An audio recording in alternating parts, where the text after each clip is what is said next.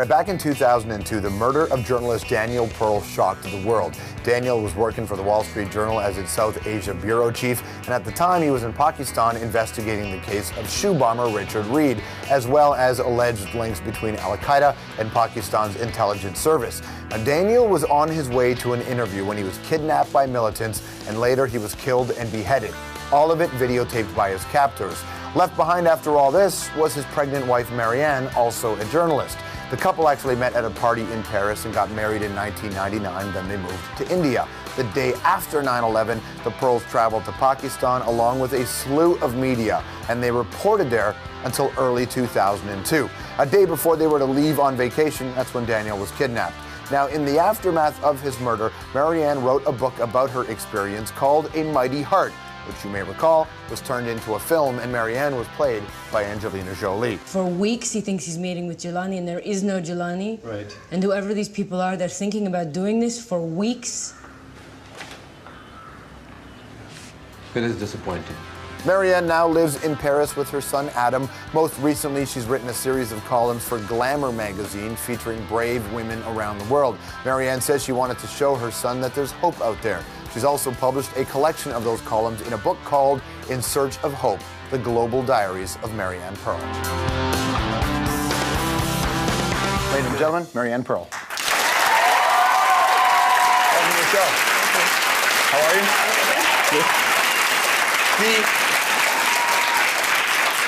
Tell people about the book. Tell them about who it's about and what it's about.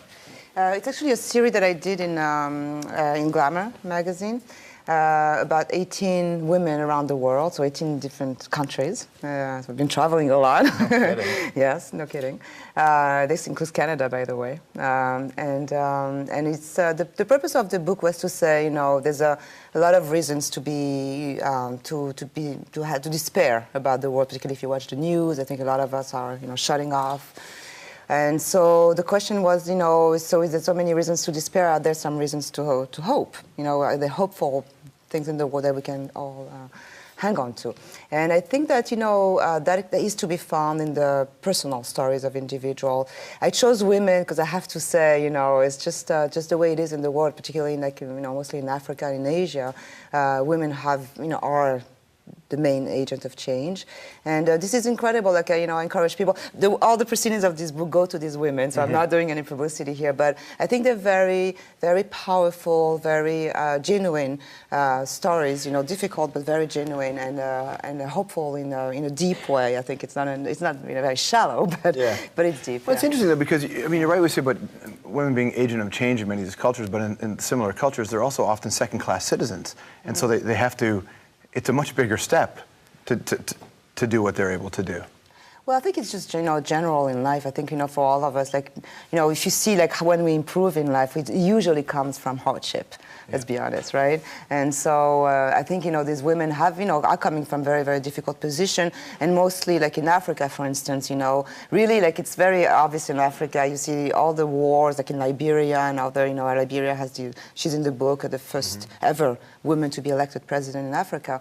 And you see that all the issues have been, you know, really man-made. You know, they've destroyed the whole thing. You know, and women are taking over. And like now they've elected this woman because she's, you know, fighting for education.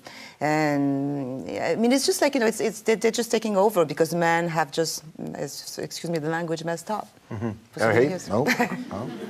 And I'm being, you know, not too many people will argue with you on that. Much change comes through hardship. I suspect you can relate to that, but I wonder if much change has come. Like, what you went through was so public, but yet so personal. Yeah, I don't think, like, for me, it's the opposite way. I think for me, the main challenge was to not change. You know, I think something like that happens to you, you expect it to change. So you know, for instance, maybe be fearful, become fearful, but, you know, lose your sense of empathy. Anything that terrorism, you know, is supposed to achieve by acts of terrorism. And so for me, like, you know, I knew that the one, you know, big victory I could claim over those people was to not change, and I don't think I have. If you ask my you know, my friends, you know, I'm the same person. I suspect you had to have a conversation with yourself to when the grief was around, and also just the anger, you had to make a conscious decision to be that way, and also with your child? Right. Yeah, I mean, I think it's, it's, what I'm telling you is a result of a long process, obviously, it's, so I had to agree to lead the fight, I also knew that I did not want to lose that fight, and so I knew that, going to, like, the normal path of revenge, or, answering to a hatred with hatred, we've done that so many, for so many years, that I knew that, the difficult, but the only path and the only, and the most difficult one was to start with myself, even though I was, I could have been legitimately angry, and I was legitimately angry. But and, I mean, a lot of people who are watching who may not necessarily, they obviously won't go through what you've gone through specifically, but in their own way, have to deal with, the loss of a partner, and they have a child in the mix, and there's that conversation. How do you talk to your kid? How do you bring your kid up, understanding what you've gone through? What kind of conversations do you have with my child? Yeah. I tell you, like, one anecdote. One day we. Adam asked me, are you going to teach me everything you know? And he was like, he's 6 now, so he was like 5 years old. And I said, of course. And I've always told him the truth. He knows his father has been assassinated. I haven't, gone through details, but he knows. And when I ask me a question, I answer. I don't think you should lie to people in general, but to children either. So he asked me, I said, yes, of course, that's what I'm here for. And he said, well, it's a good thing because I'm going to teach you everything you don't know, And that's what kind of people it creates, I think, like, if you again, if I hadn't done that work on myself, I don't think I could have done, achieved that with my son. But, having confronted fear, he's not a fearful child. What could he teach you? What don't you know? Oh, yeah, well,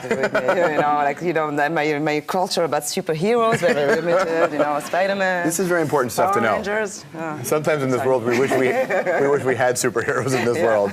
What's so interesting about this is the stories, right? It's storytelling, which is how I think a lot of information gets passed down. And I know that journalism is a place people go to. You're a journalist, and I wonder how you thought journalism has changed, certainly over the last few years. In the post-9/11 world, especially. Right. No, it's very. I think it's very serious what's happening in the world of journalism because, for many reasons. One of them is it's become much more dangerous to do, our job, and there was an unspoken understanding. I think before Danny died, he's the first journalist to have been killed intentionally as a journalist to keep journalists out of the country.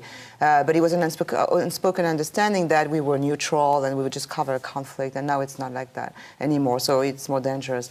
And also, I think it's by, the U.S. Publications have cut their foreign bureaus by 50%, foreign staff.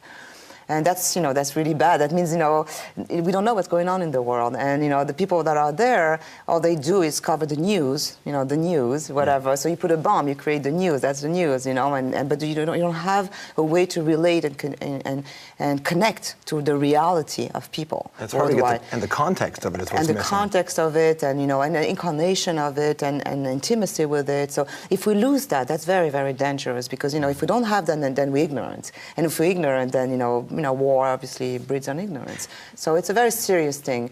I think that, what it means for journalists, I mean, it means something for the world, but also for journalists, I think, that we haven't, really acknowledged the situation and say, well, what does it mean about what we're doing? Are we doing something wrong? Should we change what we're doing, But I hope that the next generation of journalists will have any way to think harder on why they want to do that job and what responsibility it brings. I think it's a good thing to separate celebrity and journalism. It's two different things. You got caught in both worlds when they made a movie. Yeah, but that doesn't make me, I'm not a celebrity. I mean, I don't see myself. I'm a journalist, and I've stayed. I told you, I haven't changed. Yeah. You don't believe me. Well, I just met you. I'll have to make my decision afterwards. Yeah, exactly. For some people, when they watch a movie and their life, part of their life is included in the movie, it's different than watching, a feel-good story where a football player watches his story live. I wondered for you, when you sat in the theater, when you watched the movie, and it wasn't that long ago what you were going through, the story of you and your husband, and you get to watch it played out in front of you. What was that? What did you feel? This movie, we made that decision to make that film because I didn't want to do it. I didn't think, to make that film when the United States went to war in Iraq. And that's kind of the main reason that made me do this movie, because I felt people don't understand what's going on. It's just it's going to be worse, and it's obvious, and everybody could know that. And I just couldn't. I was so angry that that we're just getting the situation worse, and obviously we did. So I just thought, well, people don't read, let them watch a movie, and it was just my attempt to bring a message out there that could tell about this war in a human level, and that's it, and we all did what we could, the best we could, and that's but it's an act of of a citizen. It's that's why I did this movie. The rest, that's about it. So for me, I wasn't trying to find any kind of personal rewarding. It wasn't going to. But how did you feel watching it? Because it was like I watched it, and you had these moments of deep emotion, and it's not as a human I connect, but for you as the human in the story.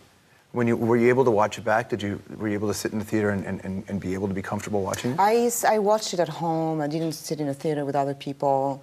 I just did what I needed to do, and it was obviously very, difficult, but also it was it was a great. What helped a lot. It was a great human adventure, very much, and I'm grateful that I was surrounded by the right people. I could see that if I wasn't surrounded by the right people, it could have been a nightmare, and so I'm very lucky, and I was very protected that way.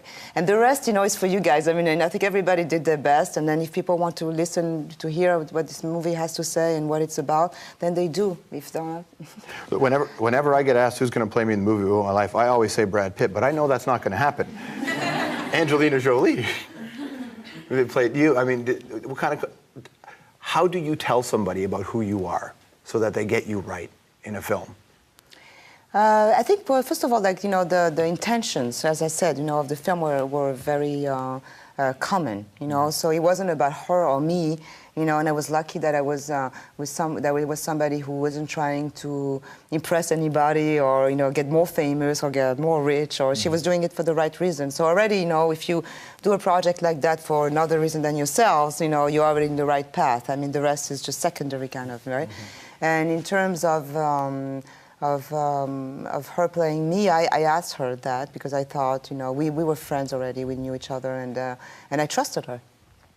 So that obviously is a big element. The fact that she looked like me, doesn't look like me, it wasn't much of my preoccupation. But probably I would not have agreed to it if she had said no. There you go. All right, here we go. The book is called In Search of Hope: The Global Diaries of Marianne Pearl. Thank you very much for coming to the program. It's a pleasure to see you. Take care, my friends. The hour will be right back.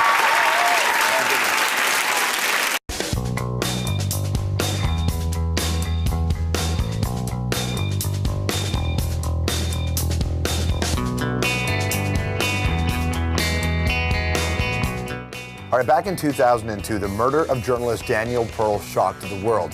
Daniel was working for the Wall Street Journal as its South Asia bureau chief, and at the time he was in Pakistan investigating the case of shoe bomber Richard Reed, as well as alleged links between Al-Qaeda and Pakistan's intelligence service.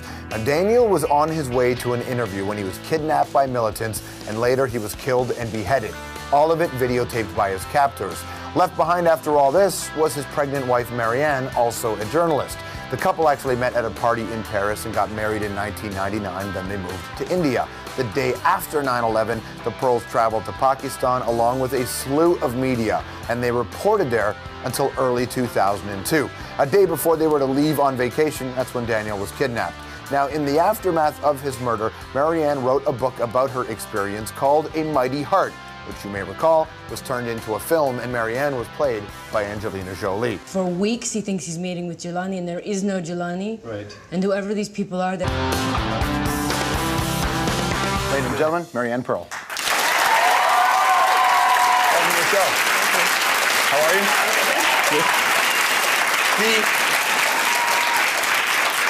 Tell people about the book.